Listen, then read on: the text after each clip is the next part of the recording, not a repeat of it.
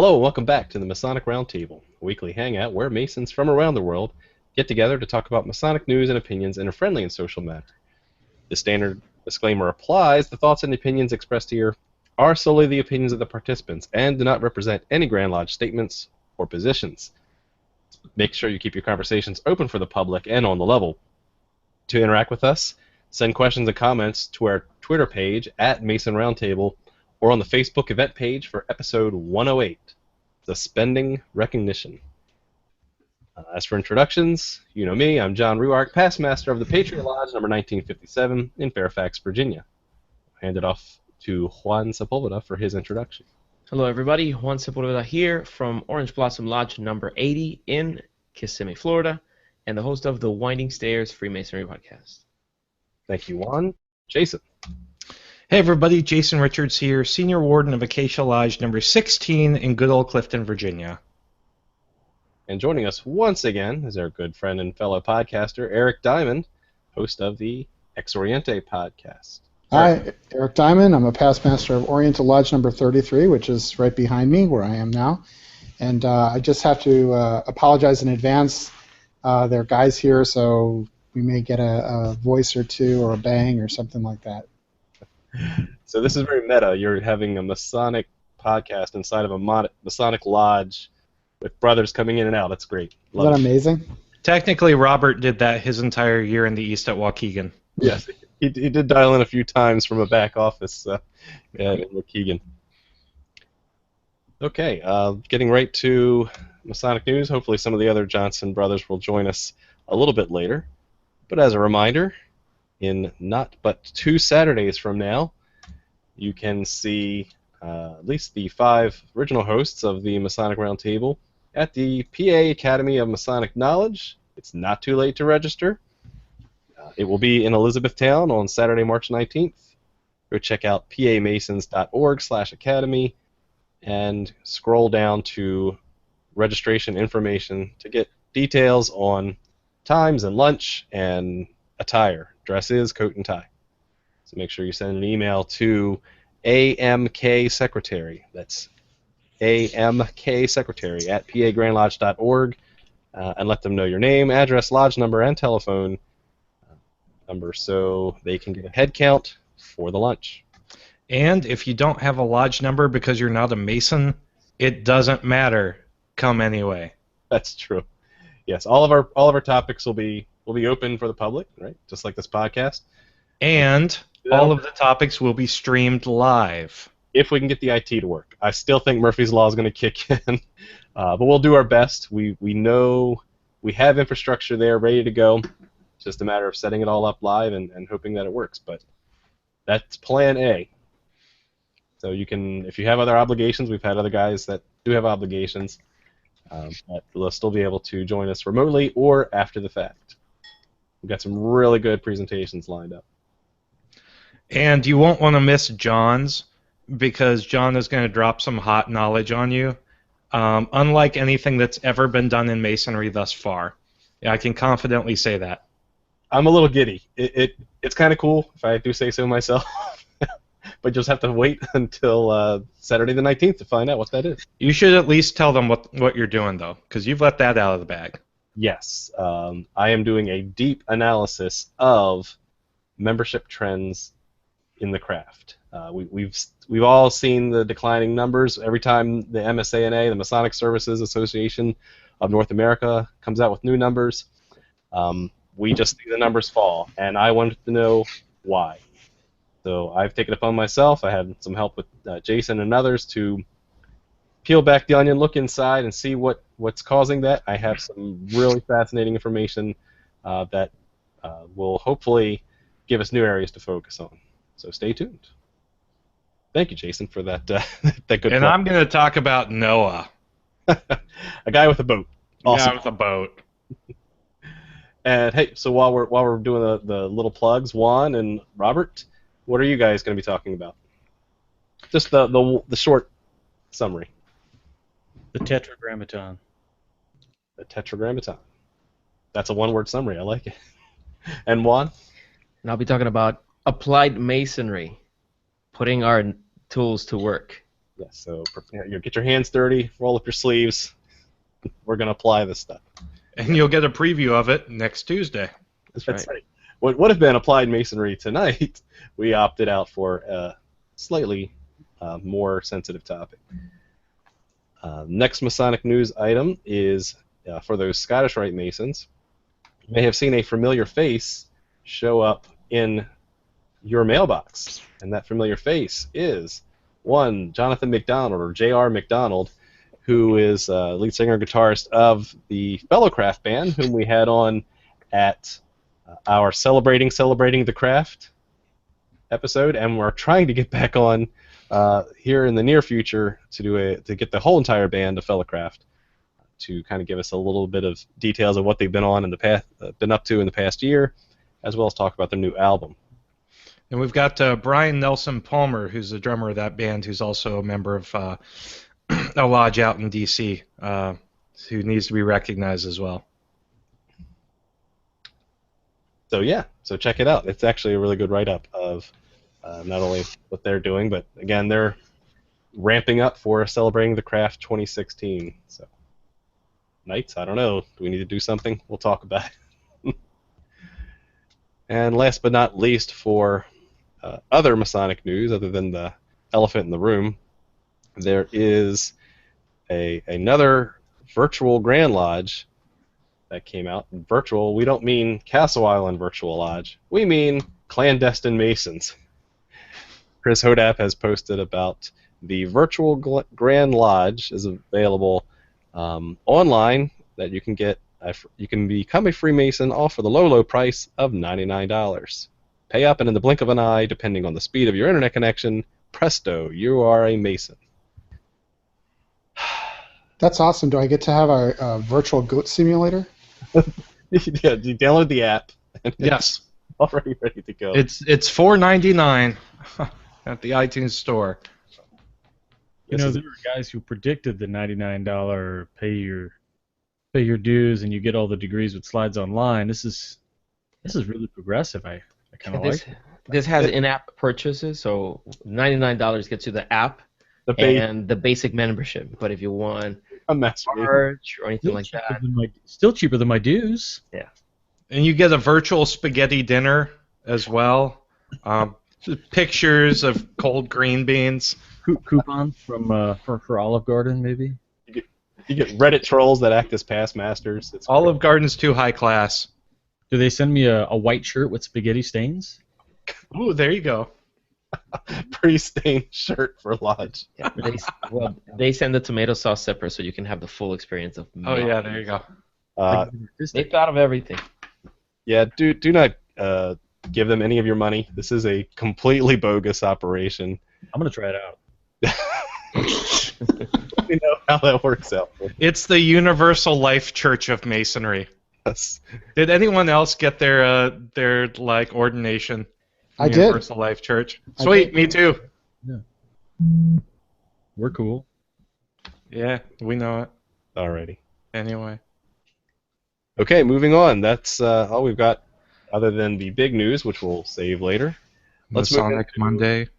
the MMQ, or Masonic Monday question. On Tuesday. Go ahead, Jason. Which I get to do, because Nick is being a punk.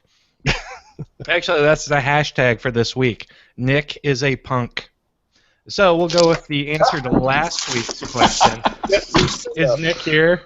I'm here now. Hey, what's up? I think you said Beetlejuice 3 times. I did, yes. Uh-oh. I am here. You have summoned me. So, Nick, I'm reading off the answers to MMQOT.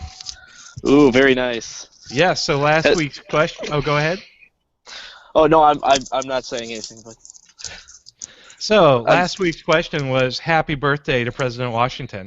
At President Washington's first inauguration, who administered his oath of office?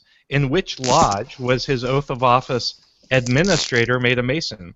What Grand Lodge office did this famous Mason hold? Congrats to William Nair, Rob Jackson, Justin Miller, Chris Boyce, Christopher Croto, Jonathan Primo, Steve Whitaker, Glenn Keeker, Timothy Curran Jr., Joey Boyer, Ed Potter, James Webb, Michael Laidlaw, and Mike Hambrecht. The answer was Robert R. Livingston, who is often called the Chancellor. He was made a Mason in and served as Master of Old Union Lodge, now extinct, and served as the first Grand Master of the Grand Lodge of New York. So now we will get on to this week's MMQOT, which is a pretty fun one. I have actually already answered this, probably incorrectly. But this week's Masonic Monday question on Tuesday is, each year an elaborate ceremony is performed by a lodge to pay its rent. The rent it owes is a single peppercorn. Your question: which lodge pays its rent in a single peppercorn, and where is it located? When you have the answer, send it along with your name, lodge number, and the hashtag #NickIsAPunk to MasonicMonday@gmail.com. Do not post the answer to the Facebook page, and do not send it to the Masonic Roundtable at gmail.com. Because if you do, Deadpool will cut off his own hand, and it won't ever grow back. And Deadpool needs 2 hands in order to be the merc with the mouth. Back to you, John. Alrighty, enough comic book land. Let's get into tonight's topic, which is pulling recognition. That's right, we changed this hours before the show to discuss some very hot topic issues. And don't worry, for those of you who chimed in, we will be doing Applied Masonry next week. So stay tuned. But we thought this was a good time to talk about some very serious pressing issues that are going on in the craft. Let's do a quick review first of how we got to right now. So, as we mentioned last week, we've had a couple of movements going on regarding what had happened last fall. So as a quick refresher, if you're just new to the program, back in the fall, Tennessee was talking about suspending one of their past masters for being homosexual and getting married, something that's perfectly now legal to do in the United States. And just about a month ago, Tennessee followed up with that threat and actually did suspend that brother. Tennessee is having their what we call grand annual communication, their annual congregation on March 23rd and 24th, where a resolution will be brought to the table to remove the homosexual constraint upon joining Masonry. Again, the controversy was not that it was on the books, but it was the only enforced clause in that part of Tennessee code. Since that time frame, Georgia has also come out with a Grandmaster's Edict, which I believe became adopted in the Georgia code. Mississippi has a resolution coming forward to their grand annual communication in a couple months, where they are adding into the petition. So before you become a Mason, when you say you want to join, you must declare that you were born a heterosexual male. So that's a new change based on this current controversy. There are also rumors that Florida might be following suit with Mississippi as well. Interesting. So we'll hear more on that as that confirms. That does not mean that Masonry as a whole, though, stands for that side of the equation.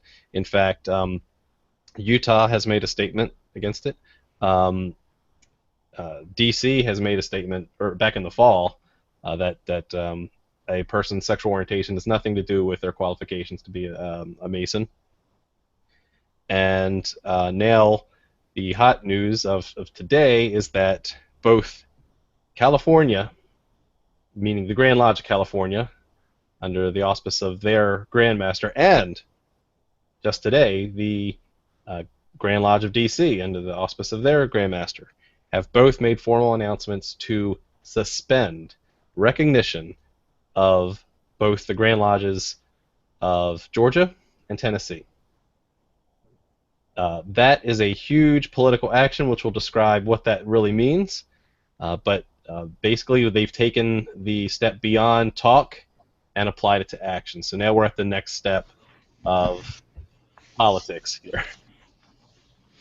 I do think it's important to note. Sorry for jumping in, John. That there's a slight difference between the actions of D.C. and California, because I believe the Grand Lodge of California suspended recognition, whereas the Grand Lodge of D.C. suspended fraternal ties or something along those lines. Suspended fraternal exchange. Okay. I'll get the official wording. Yeah, we'll have links to all that in the show notes too. And again, as a great source anyway, Chris Hodap gets all this stuff sent to him directly, so he is a font of knowledge. Actually, it's they suspended fraternal relations. That's the way it's worded. Okay. Okay. So relations versus recognition. But there is a difference, and we'll talk about that. That's a good catch. So did as far as setting the stage, did I miss anything of what you guys are aware of? Well, this is something that's been going on for years, because there was a debate in Tennessee, or no, there was a debate in Kentucky actually back in 2011 as to whether or not they would suspend or expel a homosexual member, and they did not end up doing so. So this is something that, as marriage equality has come more to the forefront of the political scene in this country, that it's natural that this is something that is taking hold in lodges as well. Mm-hmm. Or this being the idea of trying to figure out, where you fall on that side of the coin. Now, as we also mentioned last week too, it's not so much what side you stand on in this debate of someone's personal orientation. It's how does it reflect the fraternity as a whole. We talked about how with the presence of the internet, you really can't keep things within state law, or information will not stay constrained based on someone's fiat. Someone saying this is don't hush, don't say anything. I'm going to forbid you from talking about it. Yeah, that's going to make people want to talk about it even more. And so the other Grand Lodges that may or may not feel the same way, the average person's not going to know the difference. Juan, you want to chime in? Yeah, here what we see now is one example of many instances in which a Grand Lodge could suspend fraternal relations with another jurisdiction or withdraw recognition. It's not just limited to homosexual behavior or extramarital affairs, anything of that sort. It could be a wide array of things. I think it's difficult to, once you start making these decisions that are going to impact the life of not just one individual in the fraternity, but many, countless others, there is no way of keeping this contained. People are going to find out about it, and it will be discussed. The thing to keep in mind is that there are proper ways to discuss it. And we had very, very vivid examples of some very energized conversations we had on the Winding Stairs group on Facebook, because there will be brothers who consider homosexuality an immoral act, plain and simple, and there are going to be others that are going to be more accepting of that.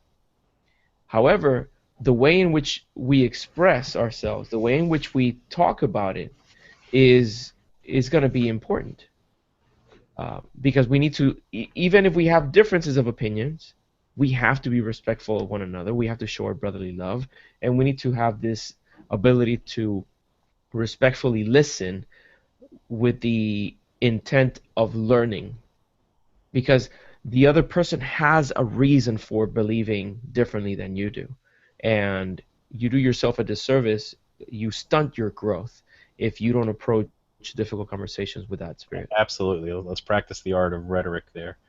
I think it's also a matter sometimes of even subconsciously interjecting your own religion into the fraternity.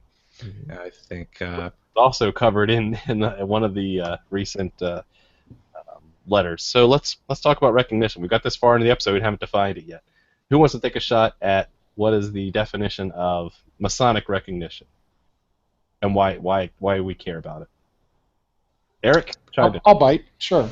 So each Grand Lodge in each state is sovereign in the United States, and that was a decision that was made at the founding of our country because at that time, people were just very distrustful of any sort of central authority, so they didn't want a king, whether that king was in the civil government or the Masonic government. So it was decided that each state would be sovereign, and so what happens is each state has a recognition, just like diplomacy, just like we recognize the state of France or we recognize the Kingdom of Spain. We also, as Grand Lodges, recognize each other and allow amity, which is the privileges of being able to visit each other between the Grand Lodges that we recognize. Now, it's a very, very delicate balance of diplomacy, and it's one of those things that to withdraw recognition, right, is kind of like pulling diplomatic relations from a country, right? It means you can't travel there. It means you can't have any sort of official discourse between the two parties. It's a cutting off of interchange between the two Grand Lodges.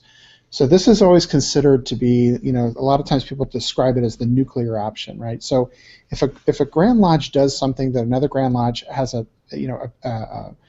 disagreement with, right? Usually they try to work it out diplomatically. They have things like the Conference of Grand Masters in North America is a very good sort of advisory body where Grand Masters can kind of get together and kind of work some of this stuff out before it ever gets to that point. But when the two groups meet, have an impasse, then the only option is for one Grand Lodge to withdraw recognition from another. And when that happens, again, it's all of that gets all of the sort of the diplomacy between those two bodies gets cut off. Now, part of the problem with this is that we, as Masons inside the fraternity, we understand this. We understand the nature of this concept of territorial sovereignty, which means you can only have one Grand Lodge in a territory, right, like a state. And we understand the idea that all these Grand Lodges are sovereign. But to the average outsider, they don't understand this. In fact, most outsiders don't even make a distinction between the Scottish Rite, the York Rite, the Blue Lodge. It's all just the Masons. Mm-hmm.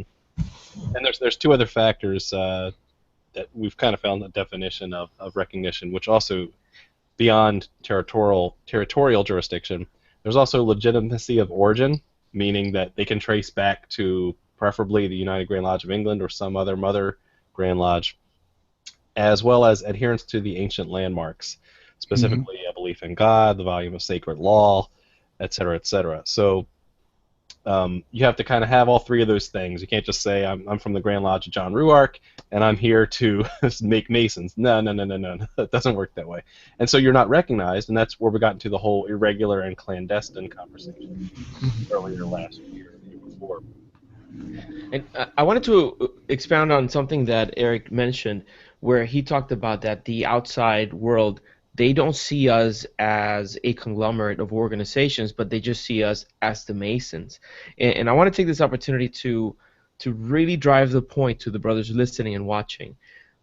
Keep that in mind whenever you're discussing these sorts of topics with other Masons or engaging in these conversations on social media, because who would want to join an organization that blatantly discriminates against people of other races, of other sexual orientations? The way that they perceive us, it's going to hinge upon the interactions that we have. But not only that, when we're having these discussions and these negotiations go to that nuclear option, there is no chirurgical way of doing it. There's no little way of talking behind doors. Now it's all in the open, and everyone is made aware of it. And I understand some topics are difficult enough that they have to be handled with the nuclear option, but that's one of the encouragements for us to try to do everything possible to try to, when we see these problems creeping up, trying to completely stifle its growth as soon as we perceive it, and not see it as, not ignore it, because it's not going to go away. Well, you bring up something very interesting, Juan, and that is that, back when the Grand Lodges were founded in the early 1800s and mid 1800s,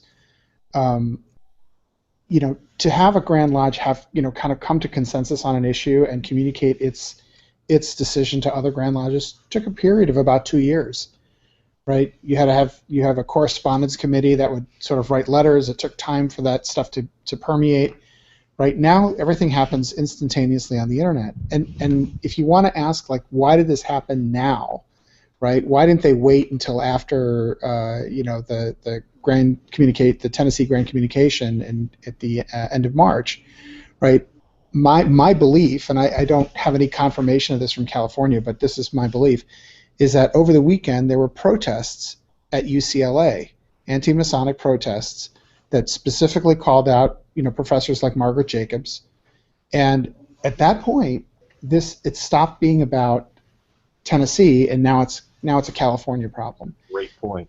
And they had no choice. They had to distance themselves from that from that stance, or it really, when you think about it, it becomes now it's an existential problem for California, right? And so that's why this is so fragile, because things happen so fast. You can't compartmentalize Masonic jurisdictions anymore, especially with the fact that there's still conspiracy theorists and anti-Masons out there today. You see one Mason is the same in the eyes of anybody who's really not in the fraternity, and especially with how interconnected we are with social media and the way we get and ravagely consume information today. One Grand Lodge does something, it's a reflection on all of us. Now, Eric, while we have you here, we also brought you on specifically because you had some other information that you wanted to share about DC in particular. When we've talked about this edict finally came out, I guess it was an edict, right? It was a letter from the Grand Master suspending, which means it's not permanent, just until their next annual communication. Suspending. Well, they didn't specify.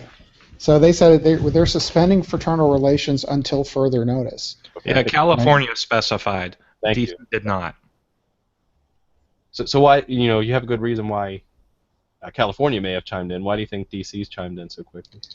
I think a couple reasons. I think one is that DC, being the in the nation's capital, has more of an outward facing view on things, and so they because DC gets so many visitors from other countries and things like that, they're much they're smaller and they're more cosmopolitan. I think it made more it was more urgent for them to kind of take a stand on this, having already taken a stand on this, and so it made sense for them to sort of lead the way because they could. They don't have, like, if you think about the population of the district, it's a little bit more homogenized than, say, someplace like Illinois, where you have like this huge divide between urban Masons in the north and rural Masons in the south.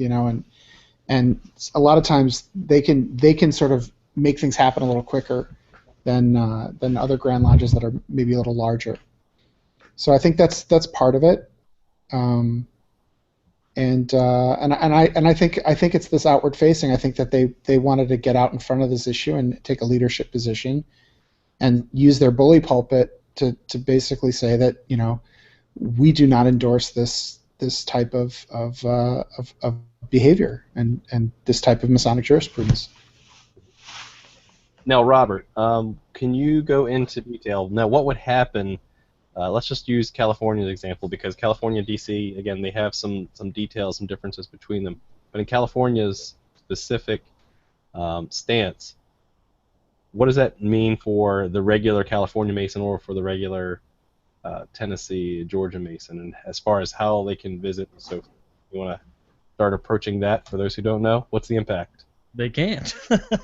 And we're done. So that's the issue that has been brought up, and one of the biggest critiques of something of this magnitude, as Brother Eric pointed out, this is kind of the nuke and pave of the fraternity.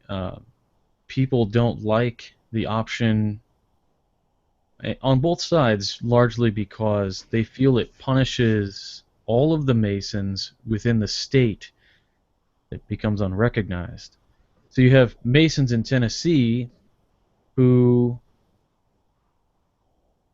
for lack of a better term, are, well, they're totally fine with anybody's sexual preference in lodge, yet they're now forced to have this, imposed on them. They can't, if they're in California on business and they want to go visit a lodge, well, they can't. If a California Mason's in Tennessee and he wants to go to a lodge, he can't. I guess he could, right? People do it all the time, and they expelled, right? Yeah, what they do is they go and they just say, hey, don't ask, don't tell. We're going to keep it brotherly, whatever. But it happens, but it doesn't make it. You're breaking your Grand Lodge rules at that point. It's a sad state of affairs, but this isn't something that's done to punish anybody. This is the only thing. We're talking about an organization that's supposed to be 6 million best friends. How do best friends they have to have this passive aggressiveness, right? And so the easiest thing to do is this is a protest move. This isn't an aggression. I'm not talking to you. I'm not talking to you anymore. That's it. I'm hanging up the phone. I'm done talking to you, buddy, until you change your mind. And Eric pointed out that California just did this.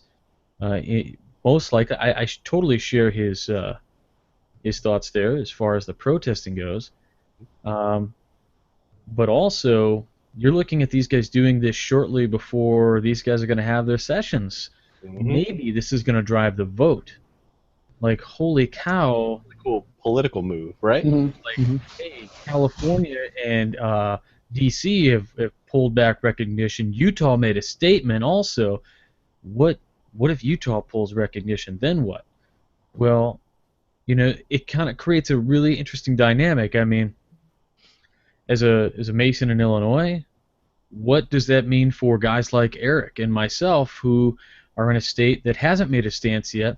Is there Eric probably knows better than I do.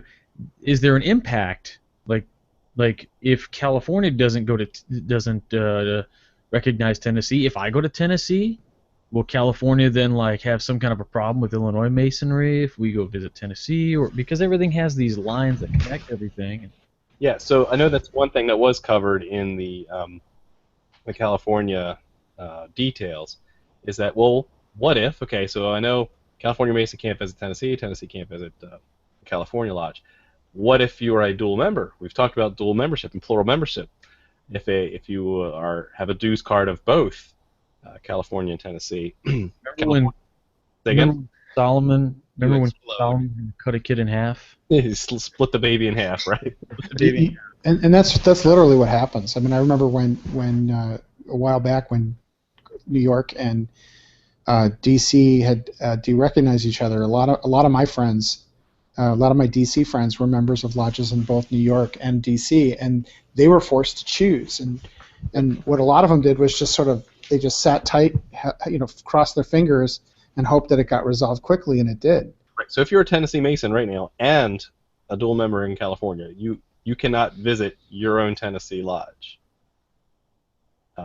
You would be breaking, your California dues card. And you can't visit your California lodge because you'd be breaking your Tennessee. You can't actually. That's a little subtlety. You can visit California. That's right. Tennessee hasn't suspended recognition unless they've done it in turn. You can see how confusing this can get very quickly. So it's baby. It's really babyish. But what other choice do? At some point, these guys feel like somebody put baby in the corner. What are we gonna do? Right. Well, you guys are looking at that from an internal perspective, but look at it also from an external perspective. This is the how, as a Grand Lodge, you distance yourself from a distasteful idea, right? Because what you're telling the rest of the world and the people who are maybe looking into the fraternity and kicking tires and thinking, do I want to become a member of this? You're saying we do not tolerate this sort of thing, and that's why, like it's imagine if a Grand Lodge just suddenly said, hey, you know what, this whole volume of sacred law thing, forget about it. You put a notebook on the altar and it's cool, right? Right? By de-recognizing that Grand Lodge, other Grand Lodges are saying we are putting our distance between ourselves and that idea, so that we don't get associated with that. All right, Robert and Jason, I know you were getting ready to chime in. We'll go back to Jason real quick. So one of the things that we didn't really talk about earlier in the show was kind of the idea of, okay, so why now? And we did talk about the UCLA protests that happened over the weekend. Interesting to note that got a text from one of our informants in California who actually said California has had to deal with anti-Masonic protests since all of this started shaking out in November. So what else happened past couple weeks? Well, we had the Conference of Grand Masters in Wisconsin, and we did have some rumors going back and forth that this was a topic of hot debate, actually from Brother Chris Hodap. So I think that might have been one of the catalysts for why we're actually seeing this shake out now, because the Conference of Grand Masters was literally like 2 weeks ago. Mm-hmm. And I know I've heard similar stories, and someone who was at the conference relayed to me that overtures were made and were rebuffed, and so that's kind of like what kind of forced California into this position. The other thing too is that there are this group. I don't know if you guys have looked at the website of this group that was protesting at UCLA, but they have a method, and what they do is they go after the businesses that invest in both the Grand Lodge and in the university in the hopes of trying to create boycotts that hurt them economically. And I think that they kind of saw that writing on the wall and said, we're going to have to deal with this quickly before it gets out of hand. Yeah, especially if you have a corporate sponsor, even on the state or national level. That bringing bad press into the business, they're not going to want to invest, and that greatly hurts Masonry as a whole in that entire state. So let's take the next 5 or 10 minutes before we go to social media to talk about the other unintended consequences that could happen as of this. Let's do a little future casting. Let's look 3 months down the road. What would happen, what we think could happen, not will happen, but what could happen when you have things like the Tennessee communication, you have other Grand Lodges that may chime in. Why don't we start with Juan? What do you think could happen in the near future? Well, to me the most obvious thing is that there are 40 some other states that have to do something. Either their constituents are going to be clamoring for, okay, what next? Because there's not you don't find homosexual brothers just in California and Tennessee. I mean, I'm sure we all know brothers who have their significant others being of the same gender, and if they see these things happening in other states, they might be a little bit nervous about, okay, what's going to come down to our state. So these issues, they don't always get resolved very fast. And that's one thing that we hope that this is something that we can swiftly remediate, but things like this don't always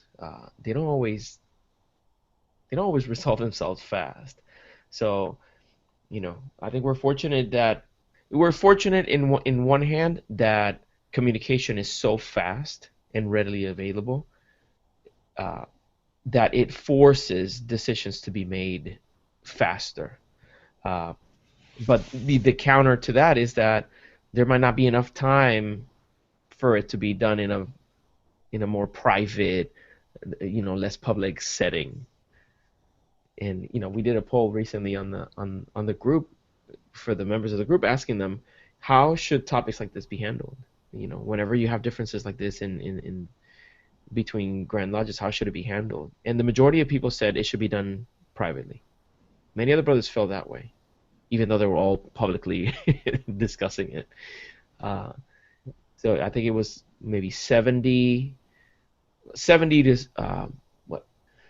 The split was probably like a 60-40, leaning towards dealing with this privately. But right now it's not an option, so let's make some decisions and start trying to move the craft to a more open-minded position. Nick, what do you think? Since you've come back in on us, you're still muted. If you can turn up your volume there. Oh, you're talking. I can't hear you. I'll go until we start hearing him talk. So forecasting the future. John's not cutting me off, so I'm going to go with it.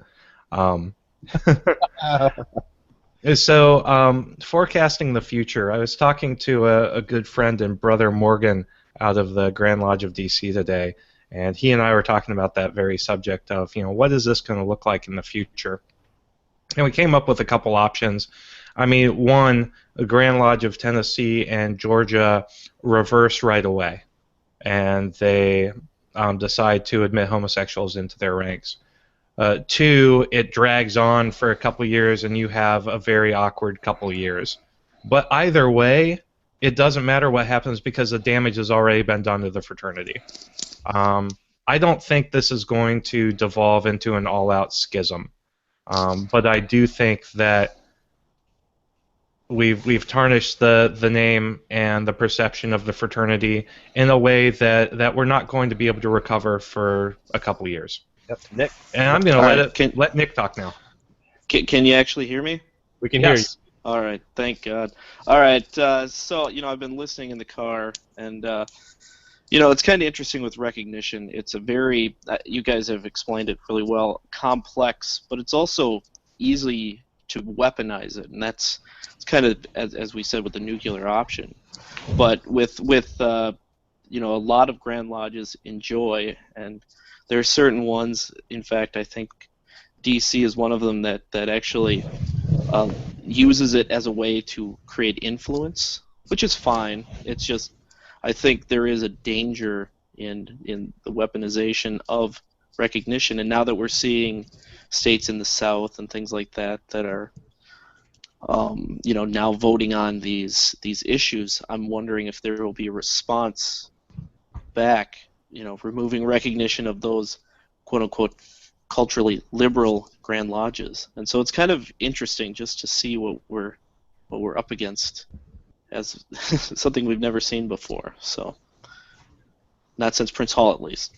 Right. The Prince Hall recognition. Robert, you want to chime in? Sure, just to say the same thing these guys have mentioned, talking about Prince Hall, though, we still don't have Prince Hall recognition in every state, so this is going to end up being something that does tarnish for a long time. I think you're going to see Mississippi, I think you're going to see Florida, both pass things of a very similar nature. I will bet dollars that Tennessee upholds their current edict, and I'll bet other lodges will probably also pull recognition. And you're going to see the majority of lodges maintain, the Ireland in World War II scenario. They're just going to maintain neutrality and not want to deal with it, which is sad. And I think it'd be naive to limit this to the United States too. Oh yeah, because this is going on across the world, and who knows what might happen in a foreign Grand Lodge. Well, and it's interesting too is that oftentimes this withdrawal of recognition, at least in Minnesota, we don't have such a thing as suspension of recognition, which is what happened. I'm not sure if it was D.C. or which one was the one that actually said suspended, but the thing they were both suspended, but the suspension of recognition was California. Because in Minnesota, it's an on switch or an off switch, so there is no suspension. So a lot of Grand Lodges function in that method. So they're really, it's kind of, at least with a suspension, everything kind of stays pat. It is exactly like the Cuba situation where we don't maintain any embassies there, but there's at least some contact. So it's going to be interesting to see the Grand Lodges that have the straight on-off switch for withdrawal of recognition, what that will entail, as a complete cutoff. So, Does that mean we don't get any Tennessee or Georgian cigars? pretty much. Cut off those shipments. All right. So there is something worth pointing out too about the way that DC worded its suspension, and that is because if they were to flip that off switch to a full off, right? That means that like if you're a 33rd degree in Tennessee, you can't go visit the House of the Temple. You can't go visit the different any, like, you can't essentially step foot in any Masonic building. And I don't think the guys in DC wanted to penalize kind of rank and file members from being able to visit DC. So it's limited to like official kinds of things. And that's actually a really good point to make too, is that a lot of this is territorial. Recognition is very much in terrorium jurisdiction. So at least if I remember correctly, one of the grand commanders of the southern jurisdiction gave an honorary membership to President Reagan, and when he did that, it led to a crisis where the Grand Master of D.C. at the time said, "No, you can't be giving away honorary memberships, and since you happen to reside in D.C. as the Grand Commander, you are officially being reprimanded," or something like that. So, it's interesting to note just how territorial and jurisdictional this whole idea of recognition is. I mean, when somebody, there's a thought question out there that says, if a Mason is flying over a state that he's not recognized in, can he still do any kind of Masonic recognition with somebody else on the plane? I mean, obviously it's a silly experiment, but it's kind of interesting to think of just how expansive this idea of withdrawal of recognition happens to be. I'm going to cut you off because let's get to social media real quick. There's been a lot of good comments from all around the world, and I want to make sure that we had time for that. Jason, why don't you pick up a few of the highlights? Yeah, we've got some fantastic comments and questions. I'm going to start with one that I think is going to be really interesting, especially for Robert. What's the potential increase, or the potential for an increase of clandestine lodge membership in Tennessee and Georgia following these rules? If clandestine lodges offer disenfranchised Masons within those states an option, is it possible that many of those Masons are going to go clandestine? No, I don't think people have that much drive to join the fraternity, let alone put the effort into creating another body to be accepted into. Or at least, he's saying if there already is one, like co-masonry or other groups that do exist. The thing is this, you have to understand, these guys, most of these guys hold up. They hold up their values very strictly. And it's been pointed out time and time again through all these threads that these guys are, and this is not me saying this is members saying, we're in the Bible Belt, we believe very strictly in the evangelical Christian belief that homosexuality is a sin. Okay, these guys are, most of them, are pretty much still going to go to their lodges. And we're talking about Masons who might not be able to attend those lodges any longer. Are they going to go to these co-Masonic orders? I think, well, maybe they would, and they'd be justified in my book for doing so. Well, and let's be perfectly frank, Masonry is very provincial. I'm going to just throw out a number, but I'd say that 85% of most Masons don't ever leave their own lodge. The idea of travel, is foreign to so many of them. So even the withdrawal of recognition is going to affect very few. And last night at a lodge I was at, Nick, I did a little test. We were talking about jurisdiction and we were talking about traveling, and I said, hold your hand up if you've been to another lodge in the district. Okay. Now Now, put your hand up if you've been to a lodge elsewhere in the state, maybe in another area, in another state. Half of them were like, "What's an area?" So they Exactly. there's areas, and then outside the areas, there's states, and you're absolutely spot on when you say that, you're suspending recognition and being able to travel. I mean, it affects not a lot. That's true. Jason, what else? So, Brother Blake Miles Leach from Australia has given us a really good question. So we talked about the idea that there's really, in today's internet age, a loss of compartmentalization among jurisdictions. He says, Jason's right. I appreciate that. But does that mean that we need to become some singular organization with no deviation or cultural differences anywhere, just because of public misunderstanding? Of course, the answer is no. But what can we do to perhaps, decrease that public misunderstanding? I think that's a better question. I think that there's a big distinction between what's on the books and how people practice, right? And I think that's my future prediction about where this is going to go is I think that both Tennessee and Florida and Mississippi and all these, they're going to back down because they're going to realize that they don't, and this is very cynical of me, I admit, but they don't have to actually change any of their real policies in terms of letting people in or out of the lodge, right? Because they can vote that way at the ballot box and still indulge their prejudices. The question is when these things are in constitutions and on the books, that's when it becomes a public relations problem. So if they actually go and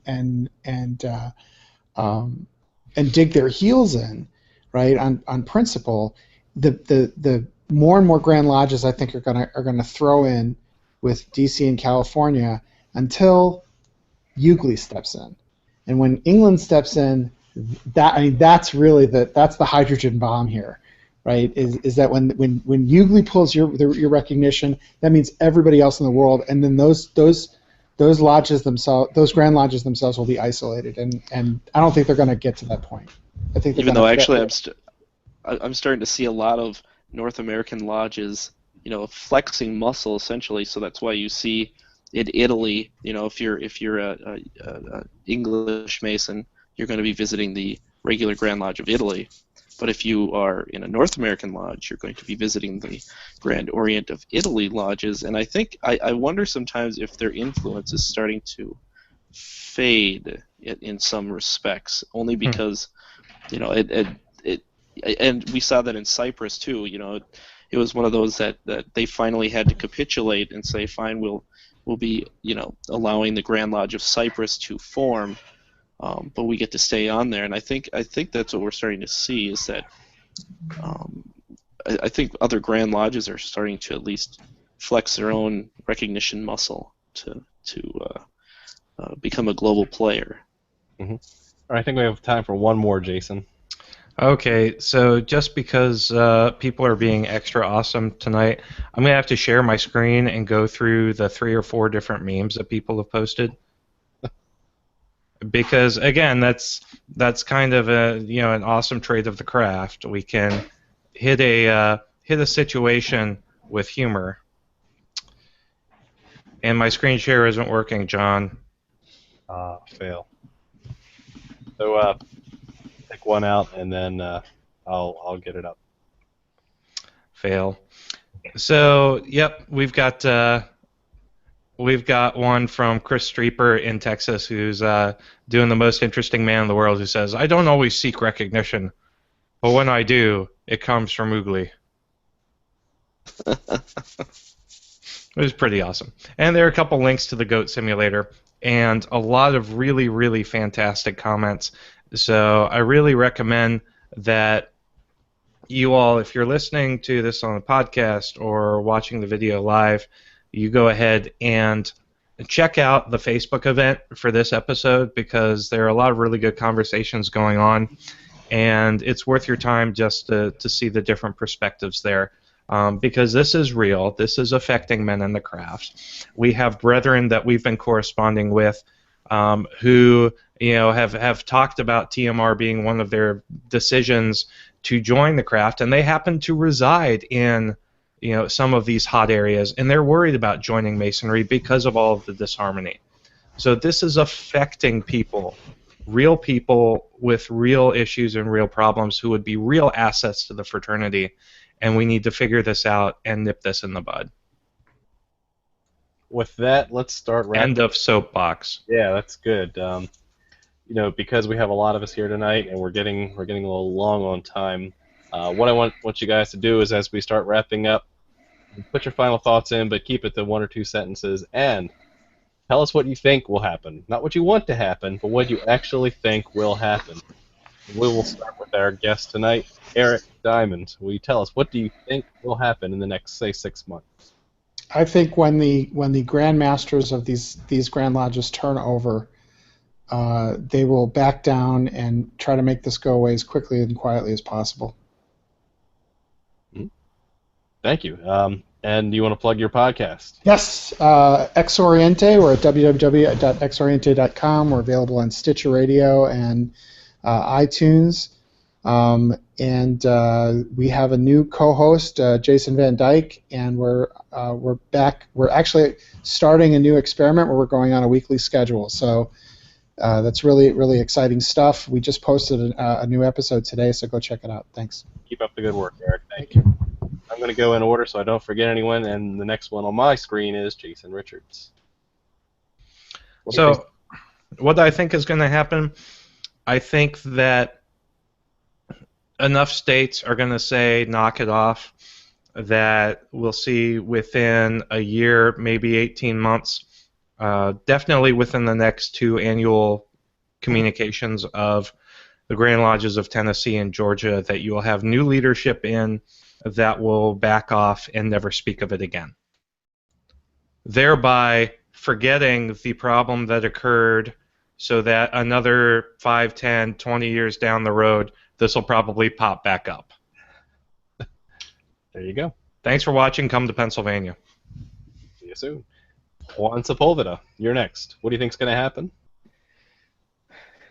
I'm very unclear as to what's going to happen. We're holding you to this, so Yeah. it's your fault if it. Here, put money on this one. I think it's going to be a few more states are going to pop back up and make their statements. And I think it's likely that, like you said, whenever the new leadership comes over, some of them might, make good, retract or do something. But I don't know. I've heard some things about the line, the progressive line in some of these jurisdictions. It's not looking good, but we'll see. Okay. Shameless plug. Yes, brothers. Go to freemasonryr.com so you can see the latest collection that I've done using a 100-plus-year-old book. Yes, Beautiful. Thank you, brothers. Looks great. Go check it out at freemasonryart.com, correct? So, some of the best artwork I've seen you produce, Juan. Thank you. About time.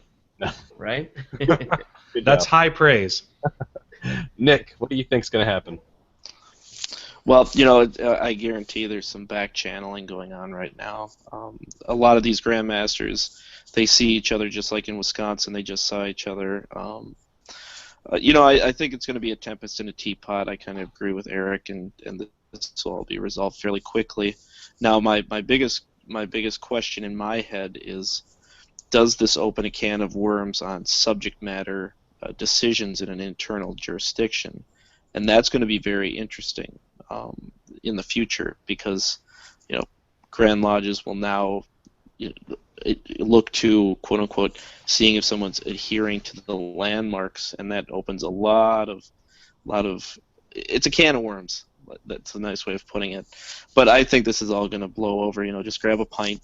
It'll all blow over, and it should be fine. But recognition is such a complex, nebulous thing as it is, and maybe this is a good time to say that grand representatives need to really start being pushed as a way to maybe smooth these rough edges, and hopefully maybe even the appendant bodies are back channeling as well to make this fix itself. So that's my guess with all this stuff. My blog, millennialfreemason.com. Thank you, Nick. Robert Johnson. What do you think will happen? I think what's going to happen is that enough states are going to puff up and say no, and they will continue to not allow men of homosexuality to enter, that they're going to find strength in numbers.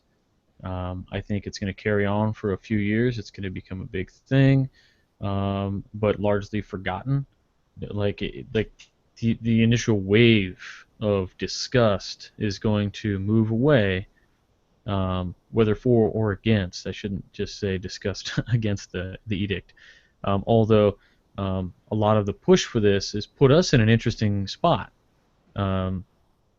There are listeners of both my program, I'm sure Eric's program, and Juan's program, and readers of our blogs that probably wholeheartedly disagree with our positions on these things, and it makes it difficult. But I should say that if this does, quote-unquote, go away, it's not really going to go away. It's going to do exactly what Eric Diamond said, which is they're going to fix it on the books, and they're going to maintain what I would consider my personal view, not the whole show or anything, but what I would consider poor practices in Freemasonry. Mm-hmm.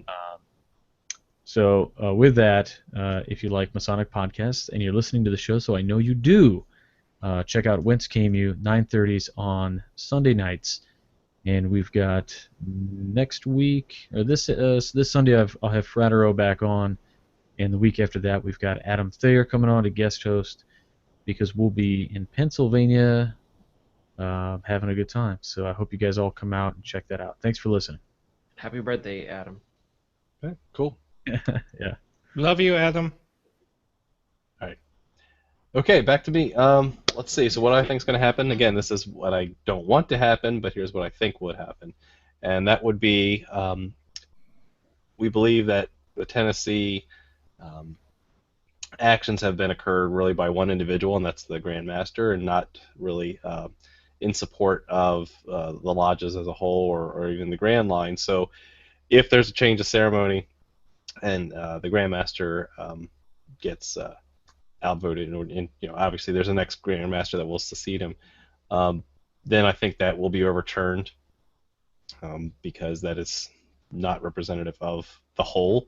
However, I do see you do see states like Georgia and Mississippi that are trying to make it part of their code, so that it means it is more than just one individual.